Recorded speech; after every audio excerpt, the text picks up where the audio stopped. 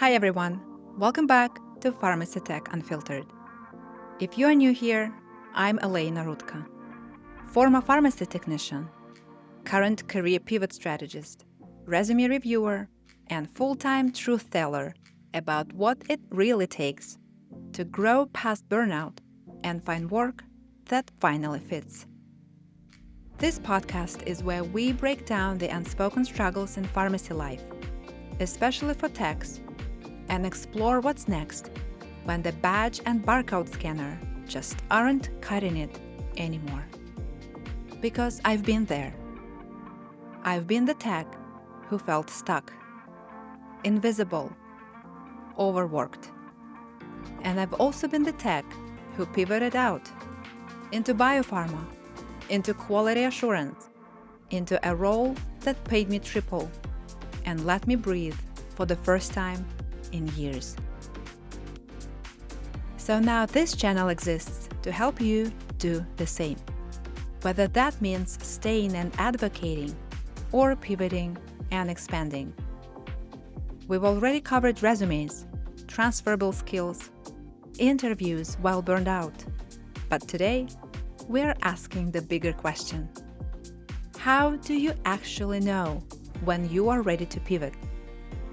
And what if you're not, but you are desperate for change anyway? We are not here to hype you up with fake motivation or push you to leave without a plan. We are here to get real about timing, mindset, money, that quiet voice inside you that's been saying, there's gotta be more than this. If that's you, stick with me. This episode is going to feel like exhale.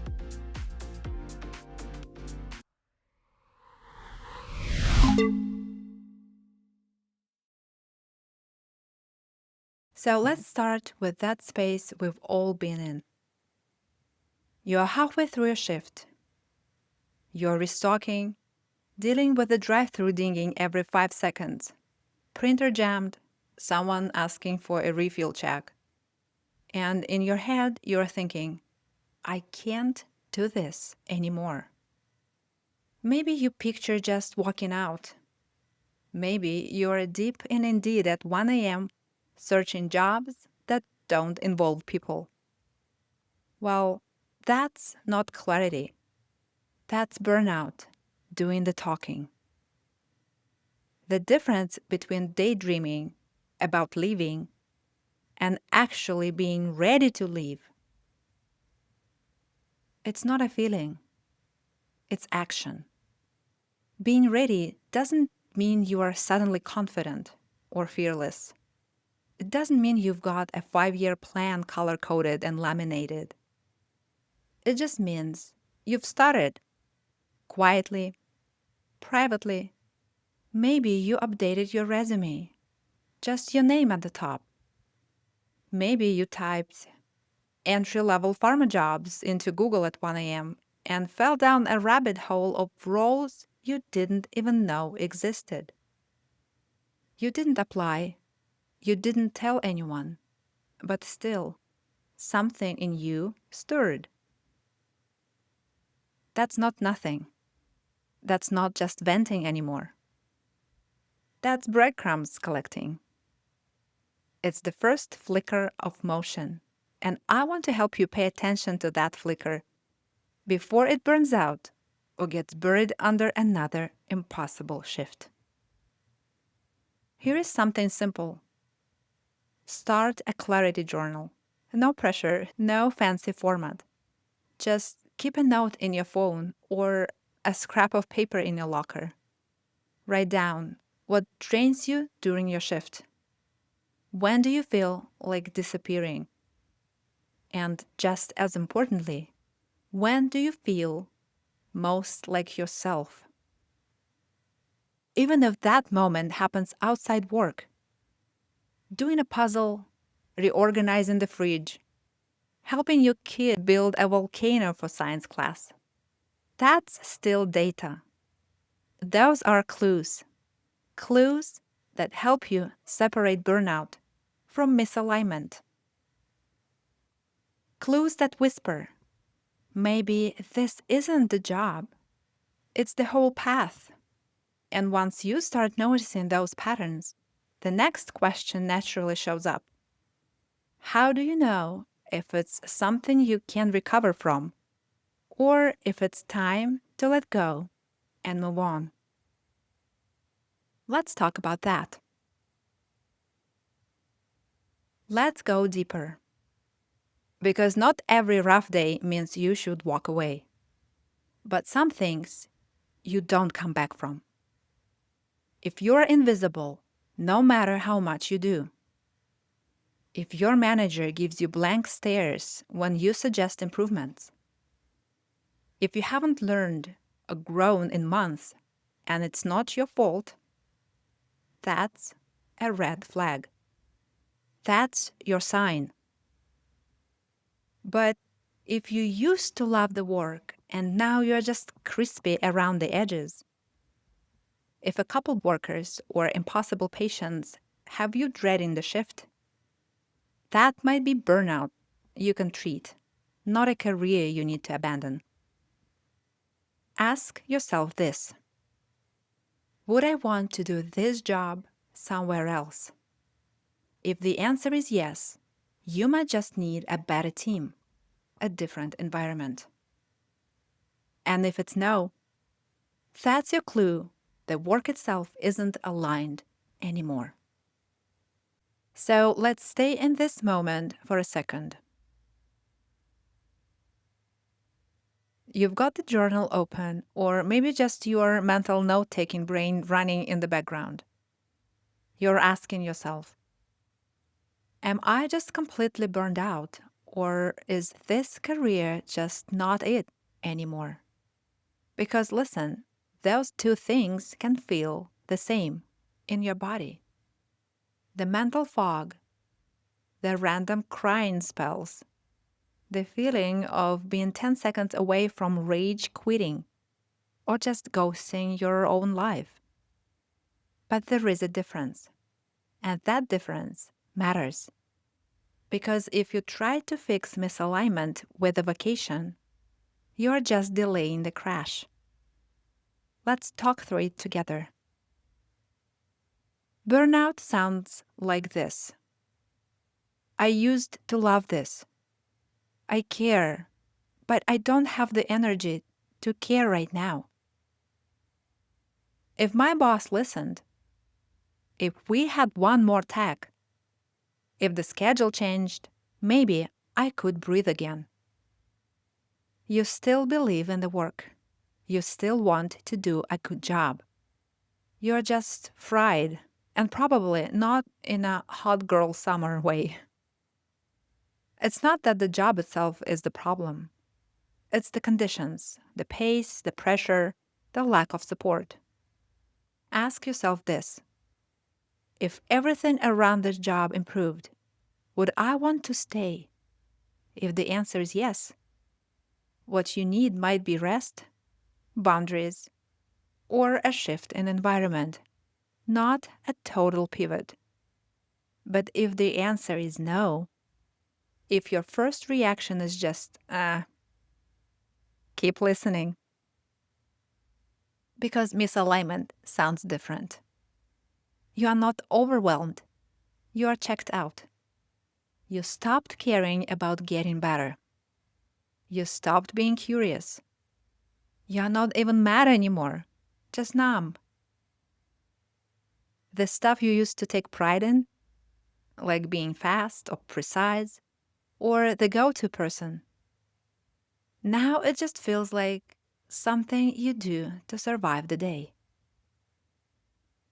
And maybe you are fantasizing about doing something totally different. Not because you're trying to run away, but because deep down, you know this version of you has outgrown this version of your work. Try this. If you didn't need this job to pay your bills, what would you do? If something, even a whisper of an idea, comes to mind, that's data. And that leads me to something I really want you to hear. If you imagine taking a week off and feel hopeful, that's burnout. If you might still love what you do, you just need a break and a better setup. But if you imagine quitting and working in biotech or training or writing policies, and your entire body unclenches just thinking about it, that's not burnout. That's your gut saying, this isn't where we're supposed to stay. And no one teaches us how to tell the difference. Most of us just wait until something breaks. Our body, our mental health, our motivation. But you are here. You're listening. You're paying attention. And that already puts you ahead. Here is a quick gut check, side by side. Signs of a burnout. I used to love this. Craving rest. Hope it gets better. Still care, still show up. If I had support, I'd stay. Signs of a misalignment. I never really loved this. Craving change. Relief when imagining something new. Going through the motions. Even with support, I'm done. And look, you don't need to be 100% sure before you start looking around. You don't need to burn bridges or make a dramatic exit to explore what else is out there. Sometimes it starts with something as small as updating your resume header or searching entry-level roles in quality on your lunch break, or DMing me saying, hey, I think I'm meant for something else, but I have no clue what. You don't owe your job a lifelong commitment. You owe yourself a future that feels alive. And this might be the part where things start to change. And once you realize that, the next thought usually is, okay, but how the heck do I leave when I still need this job to survive? Let's talk about it. Because being ready mentally doesn't always line up with being ready financially. You've got bills, a family maybe, a routine that feels more like survival than stability. So let's stop pretending the only option is a dramatic leap. There is another way. Build a bridge. Start by running the numbers. What would it take to give yourself 2 months of breathing room if you need to transition? Then create what I call a burnout buffer. Not a vacation fund, not a shopping treat. A little pile of money that says you are allowed to choose something better when you are ready. Next, look at roles that give you some air.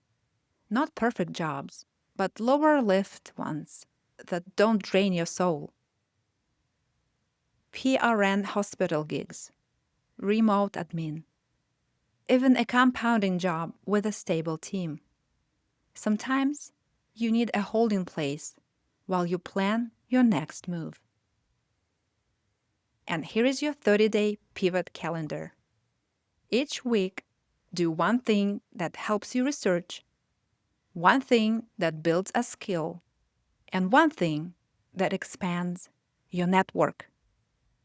That's 3 actions a week. Tiny, but forward. And eventually, that builds momentum. Which leads us to this next part. Because if you're waiting for perfect timing, I used to wait for a sign. Like one day I'd wake up and all the fear would be gone. My savings would be full. I'd feel completely ready. Guess what? That moment never came.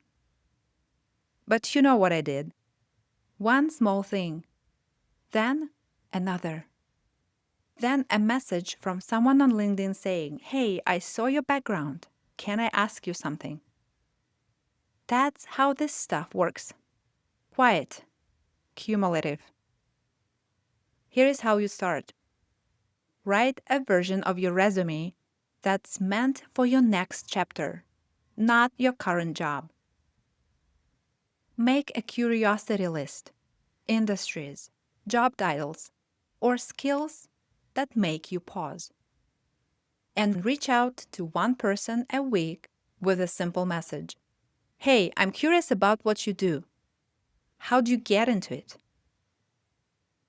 Even if only one person responds, you are planting seeds.